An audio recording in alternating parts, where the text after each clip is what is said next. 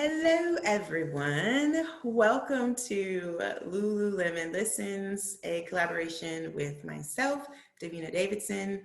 I am a Houston-based Lululemon ambassador, and I'm excited to get to share a bit of my story and listen to the stories of the 8 yoga teachers and yogis who have been selected over this bi-weekly series. And this is the first one. We're super excited. We have Kinga today. Kinga McCraven is here with us, and she's going to share with us of her story, and then we'll have some time to ask some questions towards the end.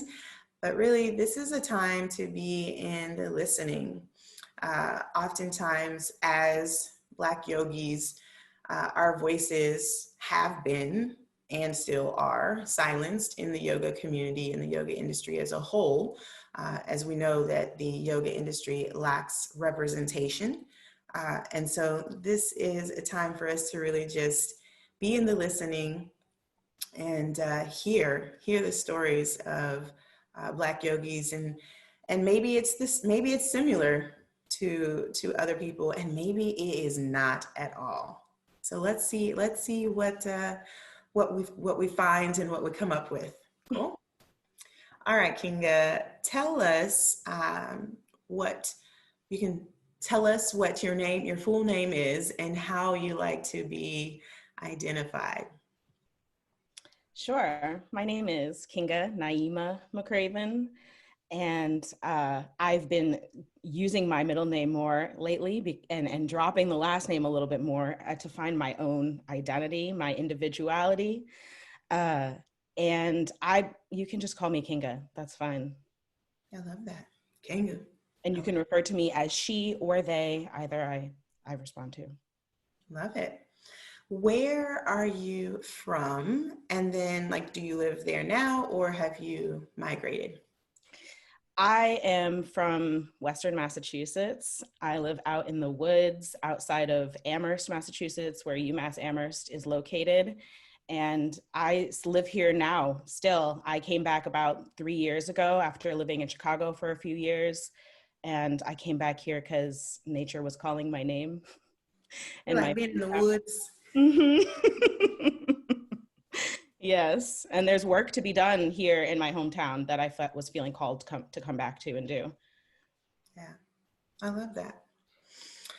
Well, tell us a little bit about your first yoga class. Can you remember your first yoga class? I can, very specifically.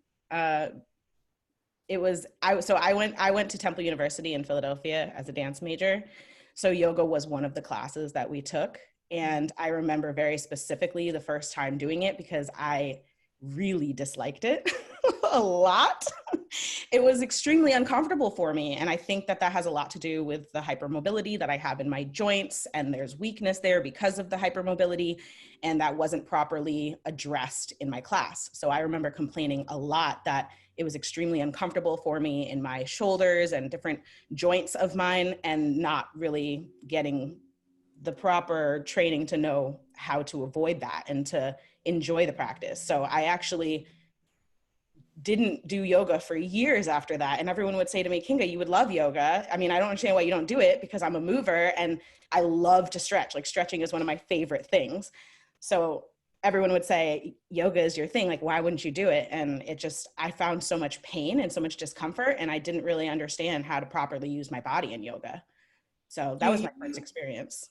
Do you remember if the teacher was somewhat of a peer in age, or if it was a seasoned teacher? It was one of my university professors, but I don't know that they were actually, I believe that they might have been in training for their yoga teacher training. We're good for that. For whatever reasons, it's especially because they were a dancer. So, they were thinking, I think that happens a lot in the movement community. You think you know what you're talking about because you have experience somewhere else, but it's very specific. Mm-hmm. Yes, certainly. We see that in the crossover in fitness as well. It's like, oh, I have a NASM certification and like I can teach yoga because I understand movement and the body. And there's levels to it and you can Mhm. teach it to a certain degree. I'm always interested in that. Mhm. In terms of your peers in that class, do you recall or remember what the room looked like? The people that were in the room? I was like, yes, very, very specifically. The memory is really stained into my mind because it was such a traumatic experience. I had walked into university already with knee injuries because I was dancing heavily in high school, and I was often dancing on concrete floors or linoleum floors that were in the school. You know, we didn't have proper dance floors, but we had a whole dance department, and I was stepping and I was doing all kinds of things. So I was really messing up my joints, and I had some serious knee injuries. And once I got into university, that really created a gap for me in my education. And of course, my injuries were being blamed on my weight. It was always my weight. It was, you know, if you lose weight, then your knees won't hurt as much. When in reality, I was jamming my knees. So yeah, I remember specifically the demographic because in that experience, feeling like I was in pain and feeling like I needed support and I wasn't able to really get the movement right and really learn properly. It really stuck out as a sore thumb, the demographic. I was one of I was think there was two other Black dancers in this class with me. I want to say in my whole department, there was four of us in the department, and I was for sure the largest of all of them body size, and that was something that was never spoken on, but was always kind of hinted towards, or you know, you just get the energetic reactions from people. And you know, of course, because there were other Black women in the group with me, there was some of them had curves and body, but I was the only one that had excess fat on my body like that. And so oftentimes when I was uncomfortable or I was having a hard time or I was in pain, it was almost always attributed to the size of my body and my weight, and that I was needing to lose weight when in reality I was missing, you know, technique and muscle and very specific parts of my body. I love that. And do you feel like you were aware of that at the time, or are you saying this in hindsight because you've had a really great yoga teacher? Well, yes, because I've had a really great yoga teacher, and the last 10 years, I would say about 10 years or more, I've learned so much. I mean, my story being in university kind of goes on to, after my first year of being in the dance department, my professors all sat me down, and because we had meetings after, everybody had a meeting with the professors at the end of the year to kind of evaluate. It was supposed to be a 15-minute meeting. Mine went for an hour, and basically they went on to tell me that they think I should choose a different focus in life. Maybe I should switch my department because I'm not able to practice as much as they would like, which I found so refreshing and fascinating about the way that you taught, because you would say, if you can't do it, just observe and you're going to learn so much from that. And there was no, you know, prompts for me, especially as like a kid. You're going into university, you're still a kid. You know, there was no prompts for me to understand what I was observing and how I could learn from observing. And the fact that I wasn't practicing was something that they took as a clue that I shouldn't be focusing on dance, when I never wanted to be a performer as a dancer. Like, I want to be a teacher or a choreographer and do works like that. That's really what my passion is. And I love studying movement. So yeah, I had to go through a whole journey of that, because that was a really heartbreaking experience for me. I ended up finding my studies back home at UMass Amherst, where they do BDIC. It's a build your own degree program. And I finished my studies in cultural studies through tradition, dance, and movement, and found my own path of how I study movement. And that has been a whole journey of my body and what it means to be a mover, because especially in the dance world, you know, the first thing that people ask you is, well, what style of dance do you do?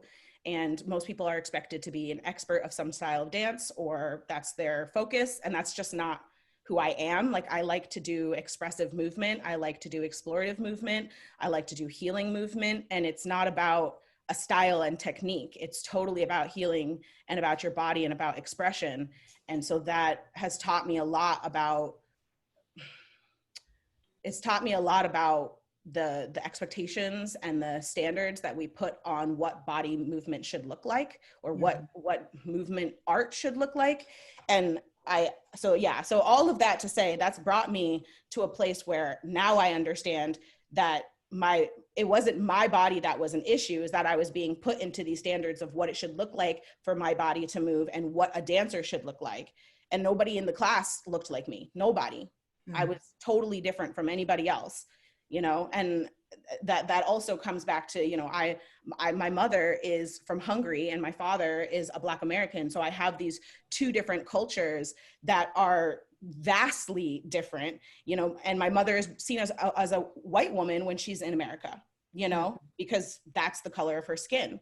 So I'm used to being in these in-between places where I don't fit into anybody's boxes. And in university, that was a huge heartbreak, that like the dance community didn't want to accept me, or that I didn't fit in, until I realized that that was a part of my story, that I needed to find my own path of what that looks like.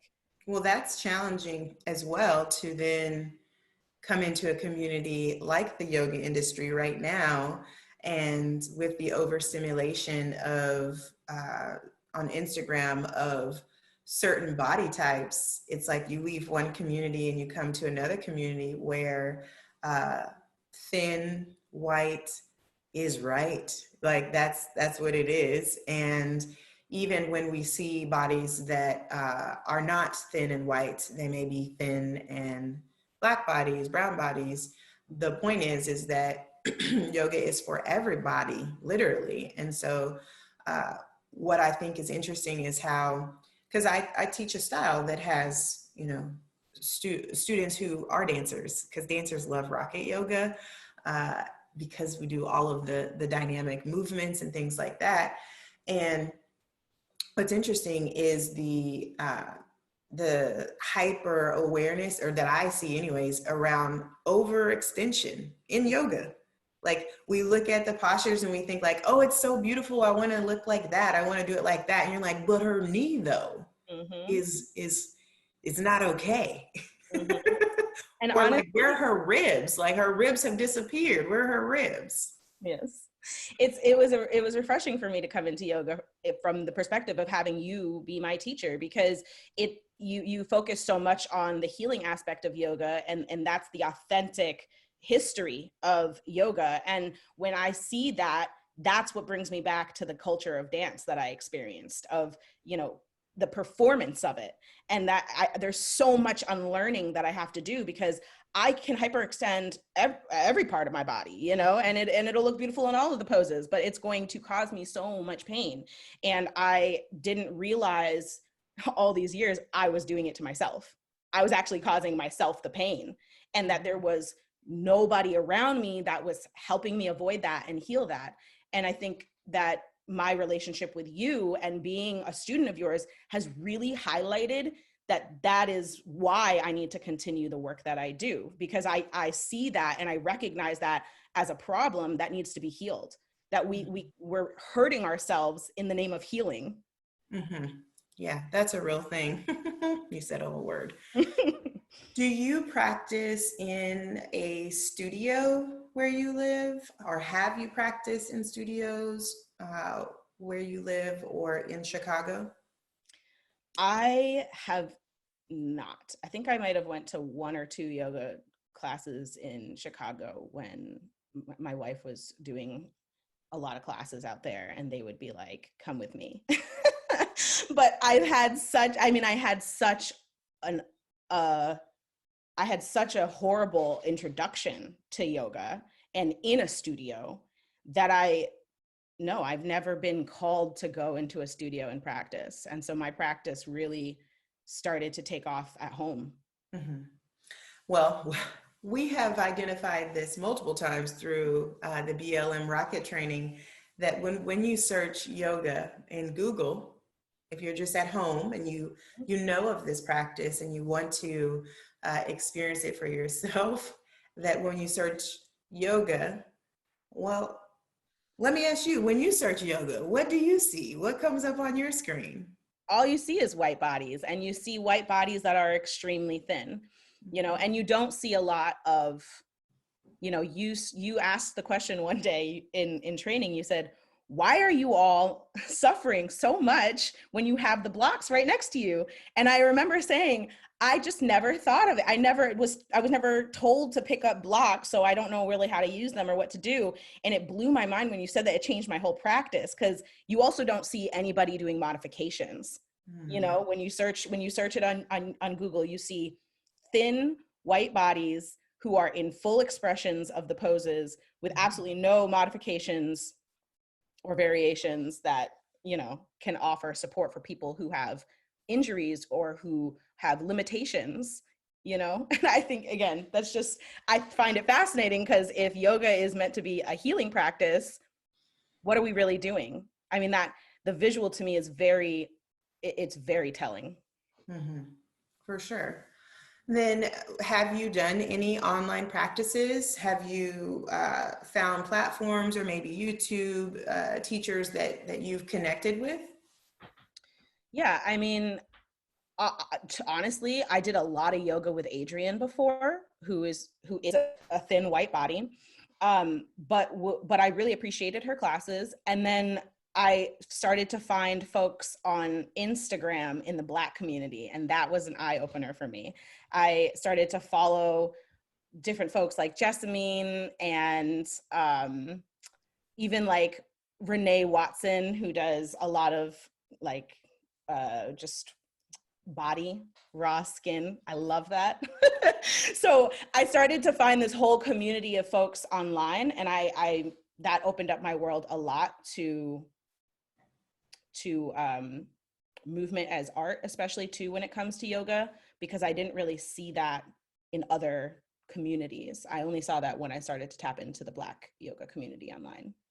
Well, yeah, certainly within the Black community in yoga, there is this expressive piece, and that looks like uh, we said body, skin, or naked yoga. Naked, It yeah. looks like trap yoga. It Mm-hmm. looks like the hoop.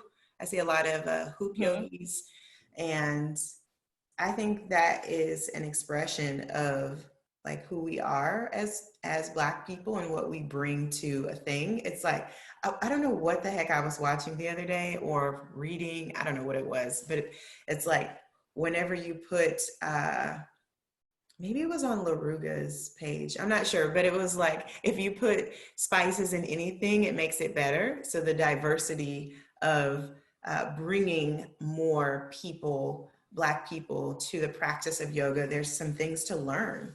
And certainly there's a lot to learn when it comes to being a yoga teacher.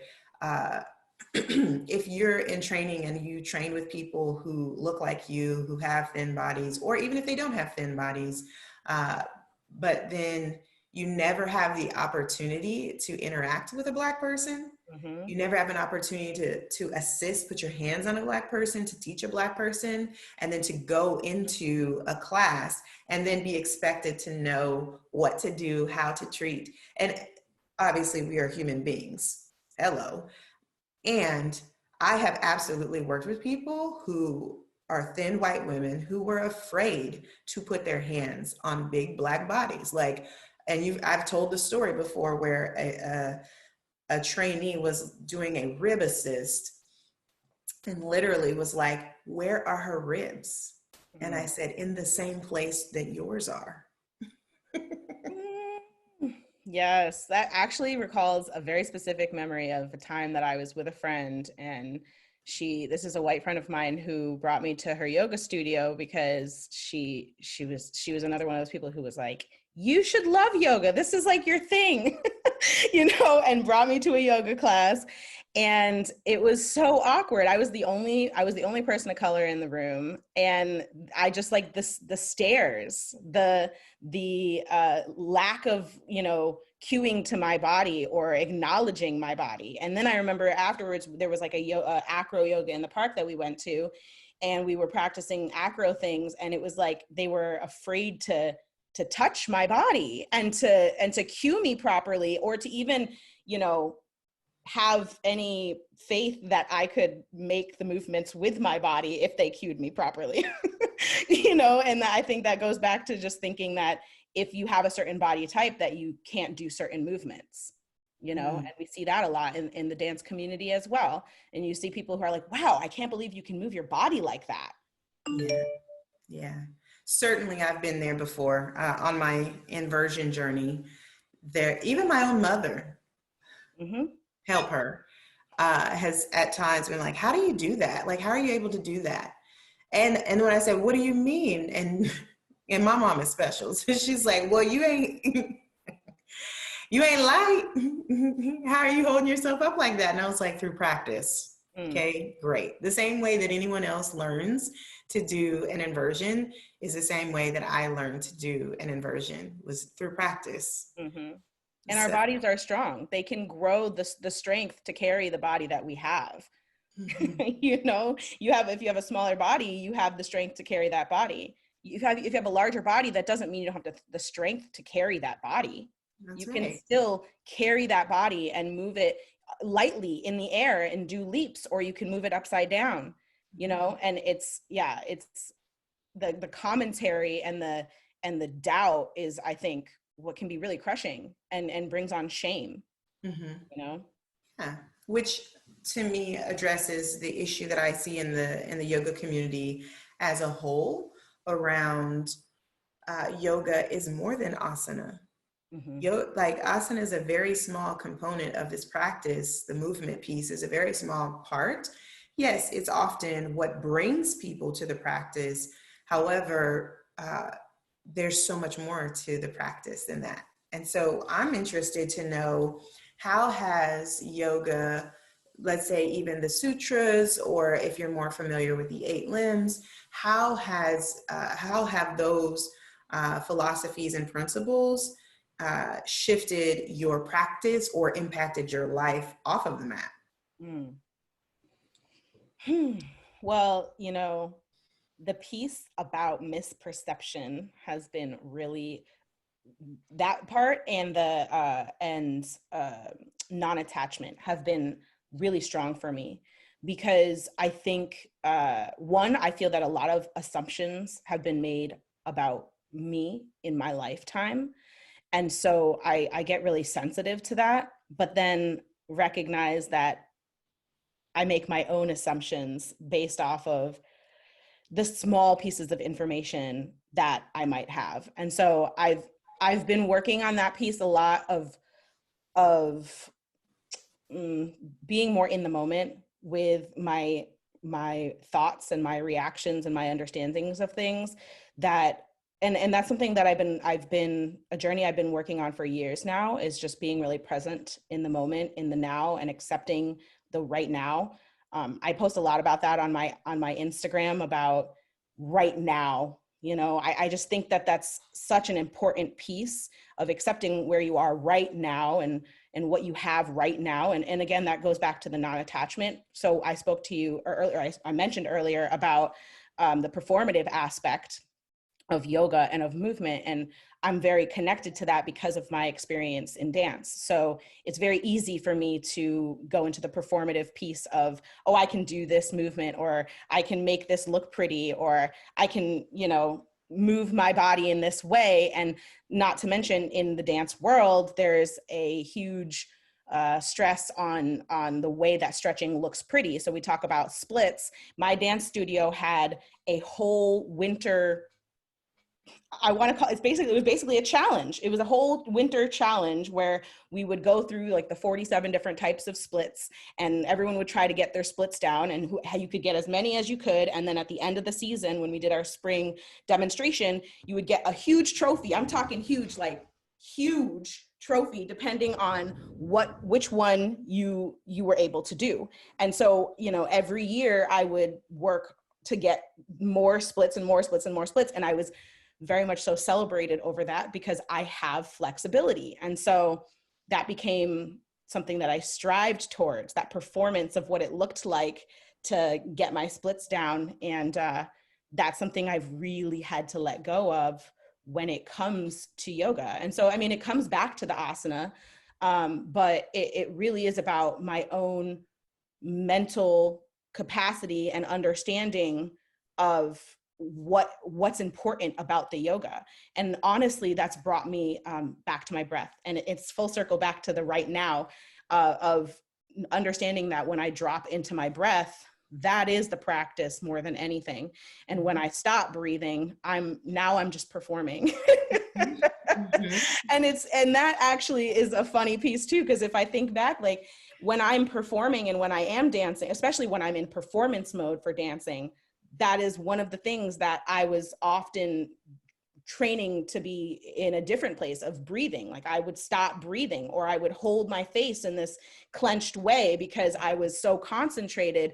And I think it's just, yeah, that's opened up my world in so many different ways, of the way that we feel the movement through our body, the way that our bodies are our movement. And I talk about that a lot in dance, that, you know, the things you do every day, that is your culture of movement. That is your movement. You know, if we put together the movements that you do every day and created a dance that is based off those movements, that's who you are. Those are your repetitive movements that you do every day. And so, you know, we each have our own culture of the way we move. And when we're doing it in our regular day, you know, you drop into the meditation of it, you know, or you can. But then when we put it in front of people, we tend to do this whole performance thing and try to impress people and achieve this certain expectation. So yeah, that's something that's really been a gift in my life, of learning to let that go, and that I don't have to twist and bend and expect my body to go into any shape or position for any person or anything, you know, regardless of if people are going to clap and celebrate me and say that I'm great because I can, wow, look at you, you can do that. That's amazing. I'm so used to hearing that, and it bothers me, because then I have to achieve that. And I've always felt that, but I didn't know where it was coming from. So yeah, so yoga's been a gift in that way, of being able to let that go and recognize that my movement is for me. It's not for anybody else, no matter when I'm doing it, whether it's my daily activities that I do, whether it's my yoga, whether it's my dance, it's for me. Yeah. And that is what is missing. Or I think just even the acknowledgement of your daily movements, that piece is what's missing from a still photo on Instagram. Mm-hmm. We compare ourselves, excuse me, I do not. I'm trying to be inclusive here. I do not compare myself. Because I don't have their body. I don't have their experiences. They don't have my body. They don't have my experiences. And so to look at a picture on Instagram and think like, I have arrived when I can do this posture is silly, because we don't know the story behind what got that person into that posture. We don't know if that person hurt themselves. We don't know if they have negative self-talk around getting into the posture. There's a lot of things that I think is important to acknowledge before you get into coveting someone else's practice, which is also a part of the yoga is more than asana. Like, stay on your mat. Like, stop watching the other people. And I think that's also challenging for newer yoga teachers who think that they have to, or even people who want to go into yoga teacher training, They think that their physical practice has to look a certain way or be at a certain level before they can become a yoga teacher. And it's like, not so much, not the Mm-hmm. truth. And it is being able to speak from your practice, your daily movements, your body. That's where it's at, is speak from that. And that's how students will resonate with you. Absolutely. And I think that even goes down to goals. Like, it's great to have goals, but to say that you won't celebrate yourself until you achieve the goal is totally an attachment. You know, I mean, I can't get into the, you know, we're doing the hashtag BLM Yogi See Yogi Do challenge right now. And somebody put out the eight angle pose, you know, and that's like 10 different poses all coming together. You know, you gotta have the whole 10 poses before you can even get to that pose. So I was like, I can't do that. You know, that's just not where my practice is right now.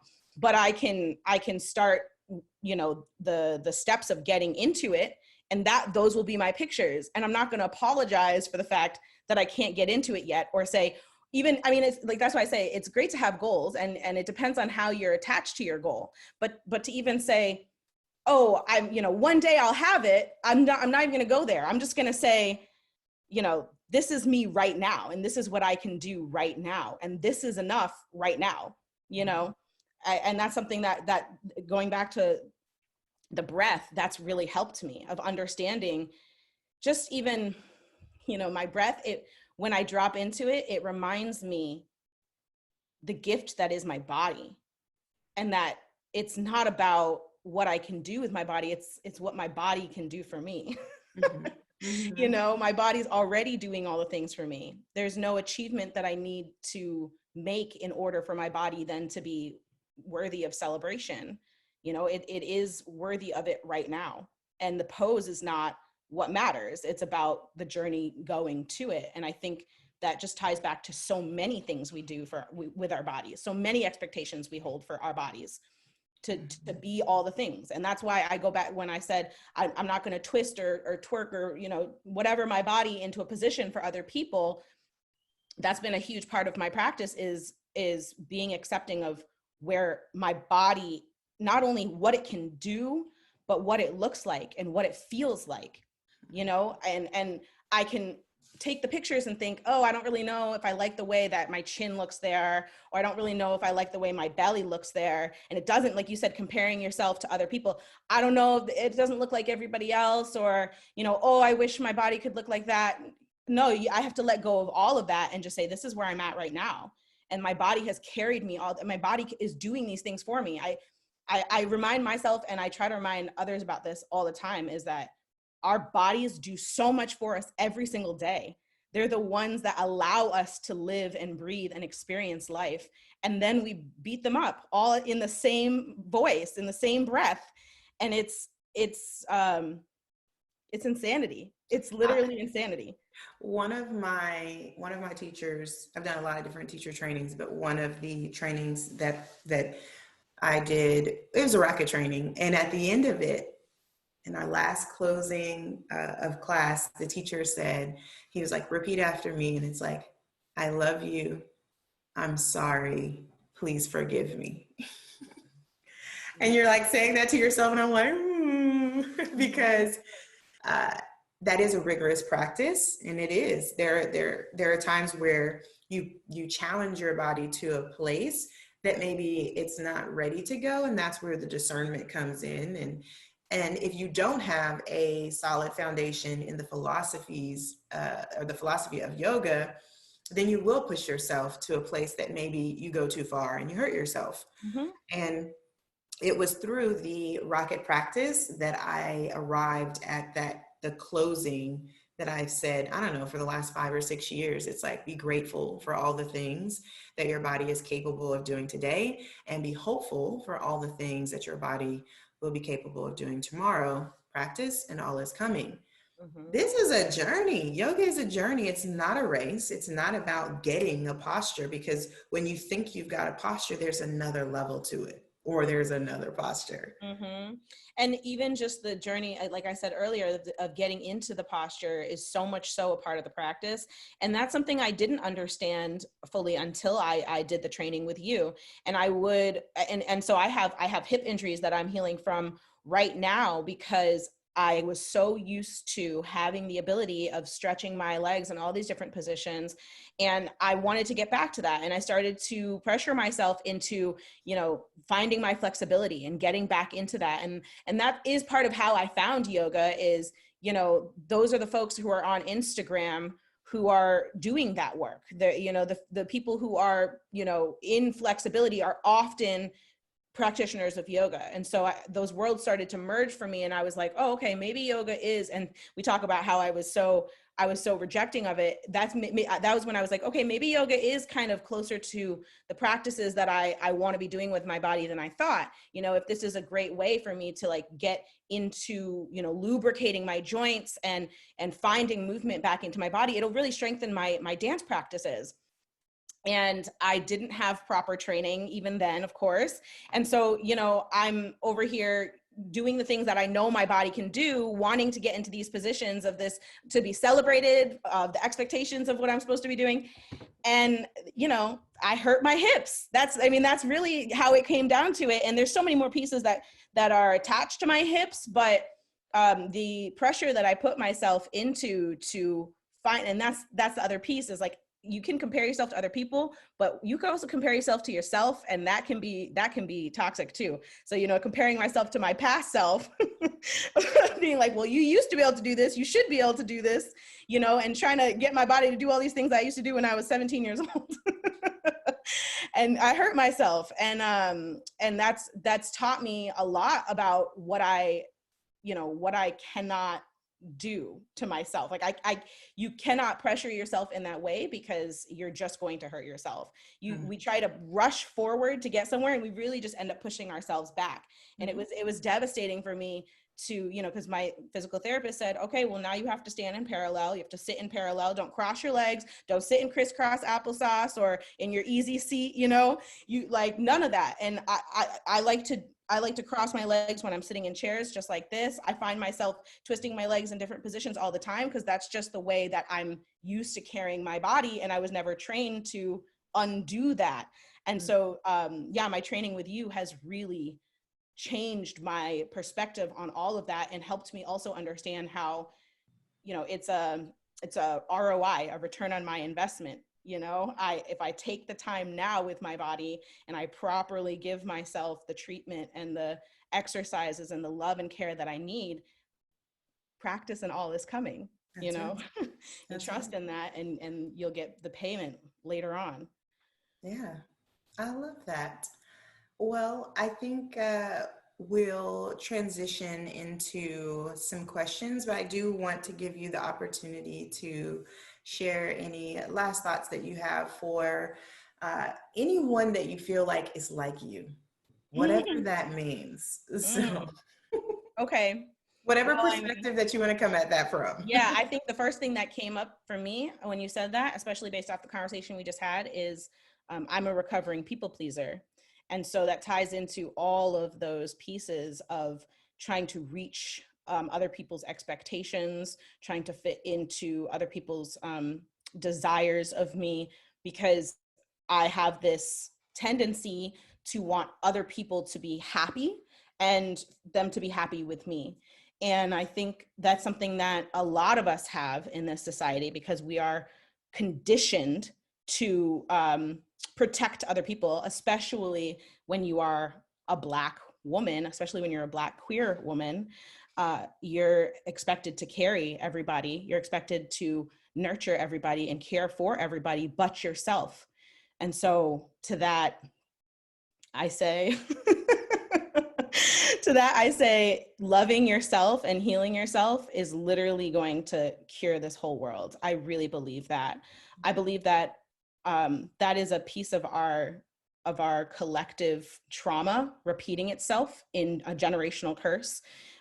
It's all wrapped up in anti-Blackness and the European standards that have caused so much harm to our communities and to our persons. And I just want, I think, everybody to really take their self-healing seriously, because that's going to set us all free.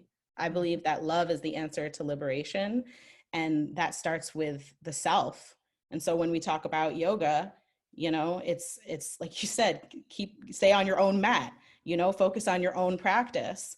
And when we are on Instagram and we're sharing our practice and we're, you know, interacting with each other, it's not about the comparison, it's about celebrating each other, you know. And when we talk about representation matters, each one of us need to be, you know, sharing, well, you don't need to be, but when each one of us shares our stories and each one of us shares ourselves, somebody else can see themselves in you and you can see yourself in you.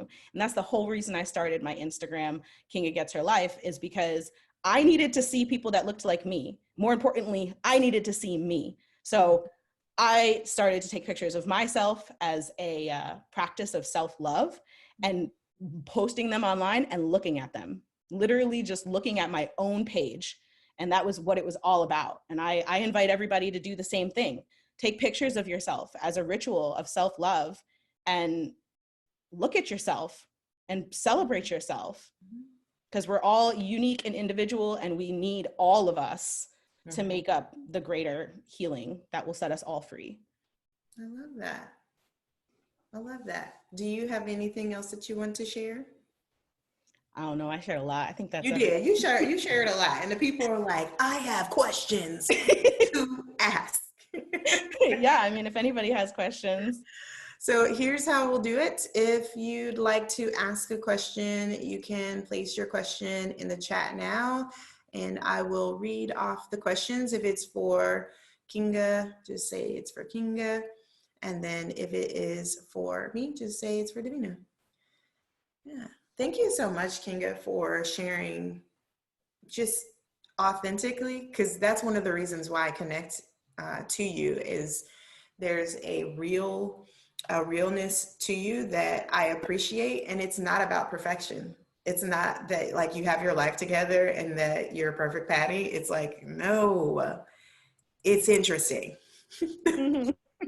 I'm figuring it out. And I feel like it's so important to do. And I realized the more that I share all of my journey and my wanting to figure myself out, it's inspiring other people to do the same. And I think it's so important that we heal. I think that's so important. And maybe part of the reason why I think it's so important is because I've been told over and over in my life that it's not important, you know, that my healing is not important. It's not as important as making sure everybody else is okay. It's not as important as making sure that other people are happy or healed. I should focus on them first. And I just find that to be really backwards. And I think the reason I talk about it so much is because of the gaslighting I've experienced and the amount of internal dialogue I have with myself saying it's not important. It's not important. You know, everybody else is more important. Take care of everybody else. And you know, like if you focus on yourself, then you're not helping the rest of the world, or yada yada whatever. So that's why I talk about it so much, because otherwise in my head I'm gonna keep that cycle, and I'm gonna be like, oh no, it's not important. Keep taking care of everybody else. And that's how I found myself ill so many times. Yeah. I think that's true for so many people, that, you know, our illnesses come from our lack of listening to ourselves. Yes, I think what's challenging or that can be tricky is in this pursuit, this journey, it's like and I can speak from because for me, the journey of, I use my Instagram for the same exact thing. When I first started my Instagram, it was like to see myself, to track my progress, to see my body move in certain ways. Because you can't see yourself until you put a mirror up or a recording up. Like you can't see your movements. And I think the challenging part of that is that if you don't have a foundation in what yoga is beyond the physical practice, you can lose yourself in ego. Mm-hmm. And an ego is like yes, you are important, and we want you to love yourself, and I want to love myself, and not so that it puts other people down or condemns other people or makes other people um, feel a particular way because they don't look like me, because they don't sound like me, that kind of thing. So there's this line that we walk as like insta yogis, to Mm-hmm. share authentically, and at the same time not be not saying like be like me. Right. No, be like you. Right. Right. And it's a tricky line to follow, especially on Instagram, because it's such a like limited platform, you know, so you can't really go that in depth all the time, and it takes a lot of strategy to be able to properly express, you know, what it is that you and get your message across. People think that it's a yes, there's social media is something you can use socially, but there's strategy to how you communicate to people in any setting, you know. And maybe I think about that a lot because I'm a performer, and so I often think about, okay, well, what is the message I want the audience to receive, you Mm-hmm. know, and that's cultivated, that's crafted. And for me right now, I was stepping out of the training with you. I'm really, like I said, when you mentioned the thing about blocks and suffering, that blew my mind. I was like, oh my gosh, why am I making myself suffer even more? That makes no sense. I didn't even know the blocks were there to support me. Like, look at all these different ways I could use the block. So, I mean, now I'm really excited to continue to share my practice in that way of, you know, rather than striving towards a pose, which is totally what I would have done before the training. Mm-hmm. Now it's more about, you know, sharing where I'm at right now. And that just matches my message so much more that I'm wanting to spread, you know, Mm-hmm. is that where you are right now is more than enough. Yeah, it is. And you don't have to hurt yourself in the process. I know so many people who have hurt themselves uh, doing insta yoga, like Mm-hmm. literally not warm, popping up into a handstand or Mm-hmm. whatever for the gram, and then like, you know, get a little tweaky. You're like, oh dang, what I do to my wrist? And it's like, you did not warm up before you did that handstand. How about that? Mm-hmm. So there's that Mm-hmm. that piece. I also think that in Instagram, there is a place, we are that community has evolved in the last 5 years. There is a place for um, you know, yogis like Diane Bondi, Jessamine Stanley. There are places for you to go to experience seeing someone who might look like you. Mm-hmm. What I enjoy is that you have that piece. You also have community in a different kind of way. And I spoke about this the other day with a friend, is that there's a sharing of more than just the yoga, like the asana piece that has started happening in the last couple of years, that helps me feel connected to people in that community and to really see myself in them that wasn't there before, right? Absolutely. If you're going there just for the pictures, just to scroll and judge and look and whatever, then there's also uh, that's there. But if you stop and actually read, Mm-hmm. I call people out all the time. I'm like, did you read my post? Right. I don't care that I got a new retwist. Like, Yes. did you read the post? Because you need the post. You don't need to say like, your hair looks so nice, Davina. Yeah. Like, go back and read. Yes, absolutely.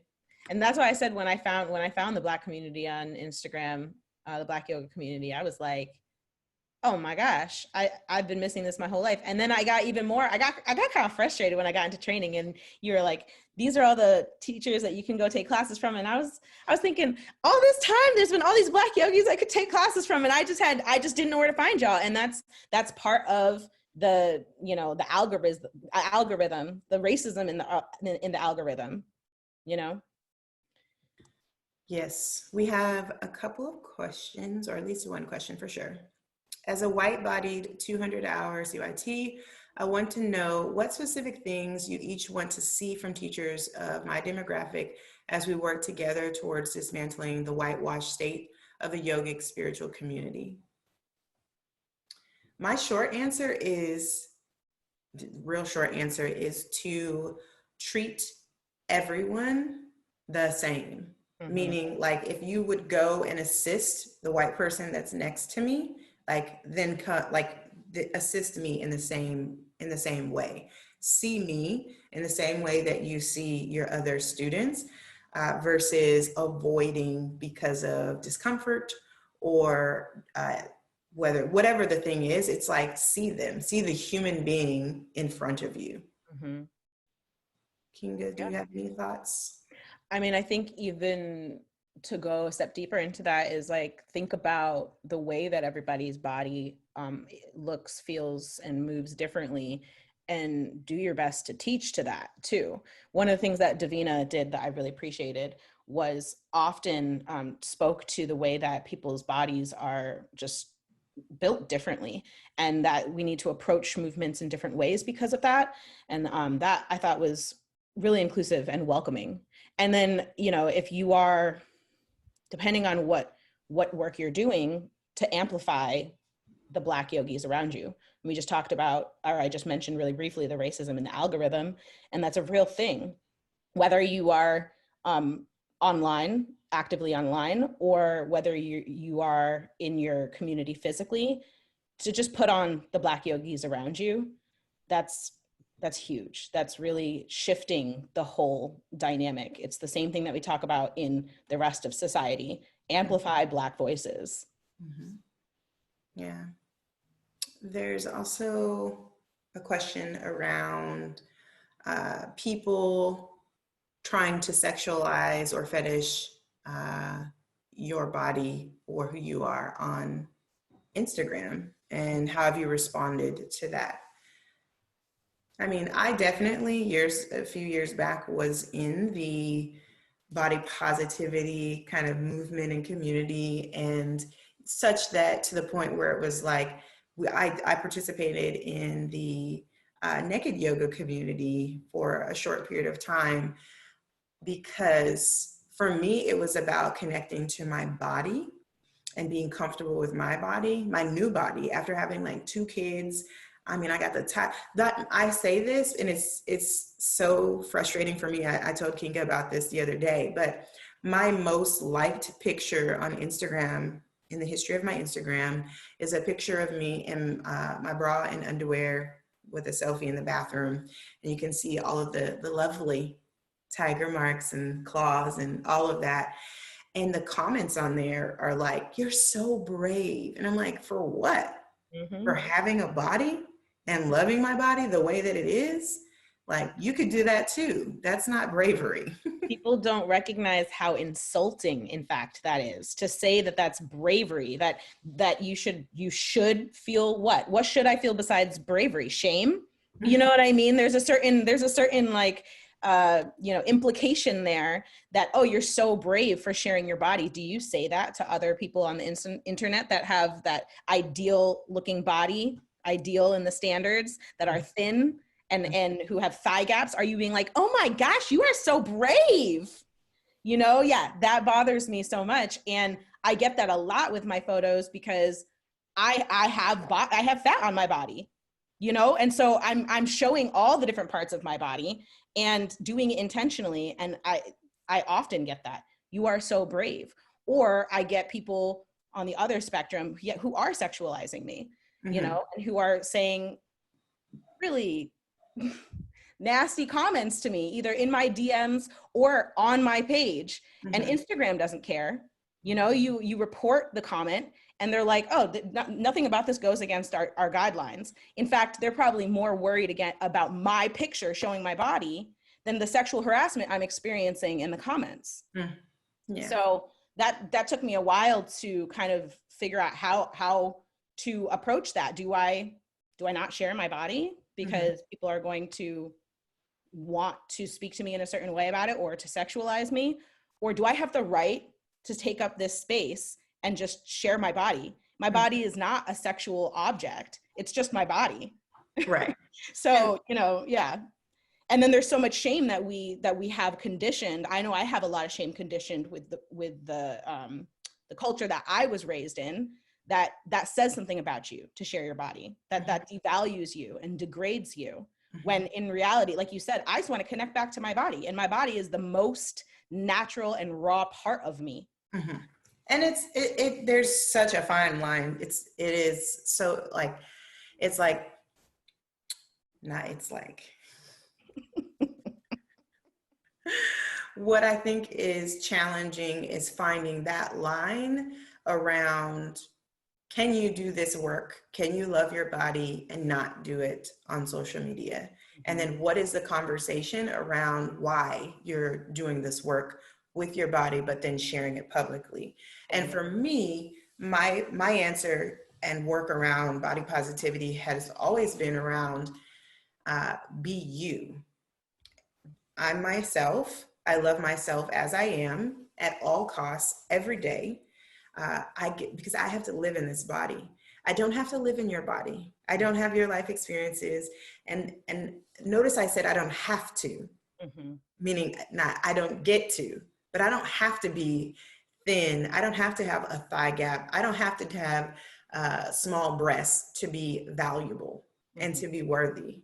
And that is where my work came from. And the reason why I pivoted away from that community is because it did become sexual, and that was not what I was there for. As well as like having a teenage son who's like, when he got to high school, he was like, Mom. I was like, all right. At first he was like, whatever, it's your body. And then he was like, I think it was 10th grade when he was like, Mom. And I was like, cool. And I took the pictures down. And we moved to, went on about our business. And so I think that it's a personal journey.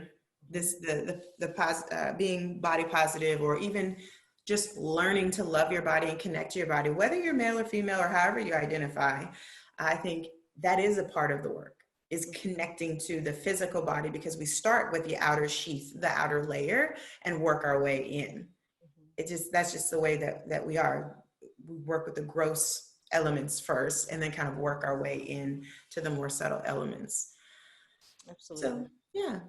Cool. Well, I think that we are at the point of wrapping up. I want to just say thank you so much for those of you who logged on this morning and listened to us share, and even shared some of your perspectives. And this is just the beginning, and I'm hopeful that listening to us is one piece of you beginning to really listen to other people in your communities or in the Black community. And it's not just like, oh, I did this one thing on a Sunday, right? It's like, oh, okay, this is something that I need to integrate into my life more regularly, to actually see people and be with people in community.